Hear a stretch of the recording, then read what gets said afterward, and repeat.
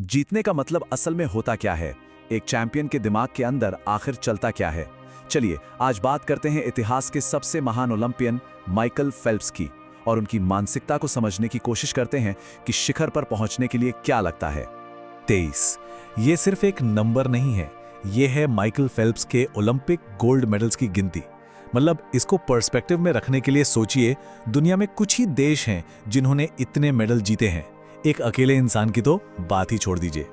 लेकिन फेल्प्स के लिए ना ये कुल 28 मेडल भी पूरी कहानी नहीं थे।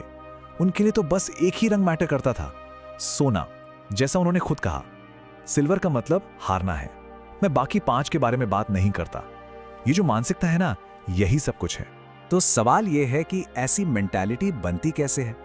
चलिए जरा पर्दे के पीछे चलते हैं और उन प्रिंसिपल्स को समझते हैं जिन्होंने एक तैराक को एक एब्सोल्यूट लेजेंड बना दिया। तो सबसे पहला और सबसे जरूरी प्रिंसिपल, देखिए ज्यादातर एथलीट जीतने के लिए खेलते हैं, पर फेल्प्स वो अलग थे। उनको जीतने की खुशी से ज्यादा ना हारने से नफरत थी। मतलब उन्होंने खुद कहा है कि वो जीतने से जितना प्यार करते हैं उससे कहीं ज्यादा हारने से नफरत करते हैं। और इस नफरत की आग को हवा कौन देता था? शक, डाउट। उन्होंने हर ताने को, हर शक को अपना फ्यूल बना लिया। जब एक टीचर ने कहा कि तुम जिंदगी में कुछ नहीं कर पाओगे, या किसी कॉम्पिटिटर ने कहा कि 8 गोल्ड जीतना तो इम्पॉसिबल है, तो फेल्प्स का जवाब हमेशा एक ही होता था, बस देखते जाओ। अब आता है दूसरा प्रिंसिपल, तैयारी। और ये जो जुनून था ना, इसे एक ऐसी वर्क एथिक में ढाला गया जो मतलब लगभग सुपर ह्यूमन थी। जरा इस बात को मतलब दिल से समझिए। 6 साल लगातार, 6 साल तक हर एक दिन ट्रेनिंग।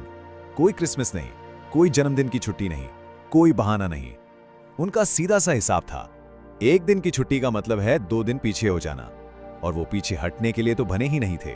उनकी जिंदगी ना लिटरली एक मशीन बन गई थी, जिसका बस एक ही मकसद था, और बेहतर बनना। ट्रेन करो, खाओ, झपकी लो, फिर ट्रेन करो, खाओ, सो जाओ, और अगले दिन फिर से वही। यही वो साइकिल था जिसने उन्हें अनबीटेबल बनाया। और ये सारी तैयारी एक बड़ी कमाल की सोच से आती थी, जिसे वो कहते थे बैंक अकाउंट मेंटालिटी। सोचकर देखिए, हर प्रैक्टिस सेशन ऐसा है जैसे बैंक में कुछ पैसे जमा कर रहे हों। हर दिन वो एक और डिपॉजिट करते थे, और जब ओलंपिक्स का दिन आता था तो वो अपना पूरा का पूरा अकाउंट विड्रॉ करके दुनिया के सामने टेबल पर रख देते थे। पर सिर्फ फिजिकल तैयारी से काम नहीं बनता है ना। फेल्प्स ने एक बहुत ही पावरफुल मेंटल टेक्निक का भी इस्तेमाल किया, जिसे कहते हैं 3 टेप। पहला टेप, एकदम परफेक्ट रेस को इमेजिन करना, लेकिन असली जादू यहां है। दूसरा टेप, सबसे बुरी हालत की कल्पना करना, मतलब जहां सब कुछ गलत हो जाए। और फिर तीसरा टेप, इन सारी गड़बड़ियों से निपटना कैसे है उसकी प्लानिंग करना, मतलब वो हर डिजास्टर के लिए तैयार थे। और इस तैयारी का असली टेस्ट हुआ 2008 के बीजिंग ओलंपिक्स में। रेस के ठीक बीच में उनके गॉगल्स में पानी भर गया। वो कुछ देख नहीं सकते थे, बिल्कुल अंधेरा। अब कोई और होता तो पैनिक कर जाता है ना, पर फेल्प्स नहीं। उन्होंने बस अपने स्ट्रोक गिनना शुरू कर दिया, बिल्कुल वैसे ही जैसे उन्होंने अपने वर्स्ट केस सिनेरियो वाले टेप में हजारों बार प्रैक्टिस किया था। और नतीजा, एक और गोल्ड मेडल और एक नया वर्ल्ड रिकॉर्ड, वो भी बिना देखे। बस यही वजह थी कि उनके अंदर इतना जबरदस्त कॉन्फिडेंस था। ये घमंड नहीं था, ये उनकी तैयारी का सबूत था। जैसा वो खुद कहते हैं, इस पूरी दुनिया पर एक भी इंसान ऐसा नहीं था जो मुझसे ज्यादा तैयार हो, पीरियड। लेकिन एक ऐसा कंपेटिटर कौन है जिसे तैयारी से नहीं हराया जा सकता? दुनिया को तो जीत लिया, पर इसके बाद फेल्प्स ने अपनी जिंदगी की सबसे मुश्किल रेस का सामना किया, और वो रेस उनके अपने दिमाग के अंदर थी। तो अब कहानी के तीसरे हिस्से में चलते हैं, रेस के बाद की रेस। फेल्प्स की जिंदगी का ये चैप्टर तब शुरू हुआ जब तालियों की गूंज शांत हो गई और वो अकेले रह गए अपने ही ख्यालों के साथ। फेल्प्स अब अपनी जिंदगी को ना 2 हिस्सों में देखते हैं। पहला हिस्सा था गोल्ड मेडल जीतना, और दूसरा वो एक कहीं ज्यादा गहरा मिशन है, लोगों की जानें बचाना। क्योंकि सच तो ये था कि इतनी सारी सफलता के बाद भी वो डिप्रेशन से जूझ रहे थे। हर ओलंपिक के बाद वो एक गहरे अंधेरे में चले जाते थे। वो अपनी फीलिंग्स को अंदर ही अंदर दबाते रहते थे, जब तक कि उनके ही शब्दों में वो एक ज्वालामुखी की तरह फट नहीं जाते। सोचिए, दुनिया का सबसे सक्सेसफुल एथलीट, और फिर भी वो बिल्कुल अकेला महसूस करता था। और इसी स्ट्रगल ने उन्हें उनकी जिंदगी का सबसे पावरफुल सबक सिखाया, ठीक महसूस ना करना भी ठीक है। उन्होंने मदद मांगी और थेरेपी ने, जैसा वो खुद कहते हैं, उनकी जान बचाई। और यहीं से शुरू होता है चौथा चैप्टर, गोल्ड की एक नई परिभाषा। उन्होंने अपनी इस पर्सनल लड़ाई को एक नए पब्लिक मिशन में बदल दिया।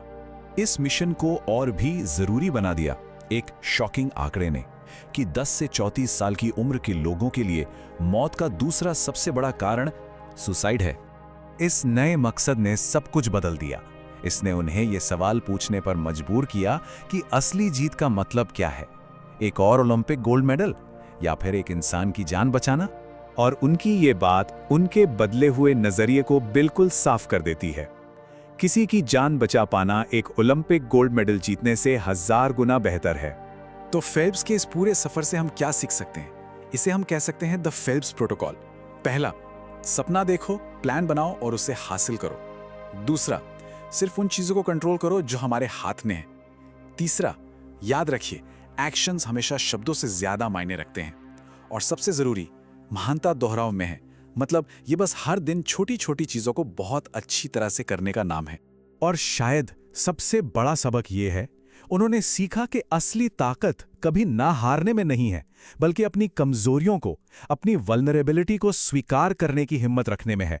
जैसा वो खुद कहते हैं, संवेदनशील होना एक डरावना शब्द है, लेकिन जब आप खुद को संवेदनशील होने देते हैं, तभी आप असल में ग्रो करते हैं। फेल्प्स की कहानी हमें दिखाती है कि सबसे जरूरी रेस को जिंदगी में किसी भी मोड़ पर फिर से डिफाइन किया जा सकता है, और ये हमें सोचने पर मजबूर करता है किसी के लिए भी अगला असली गोल्ड मेडल कौन सा है जिसका पीछा किया जाना चाहिए।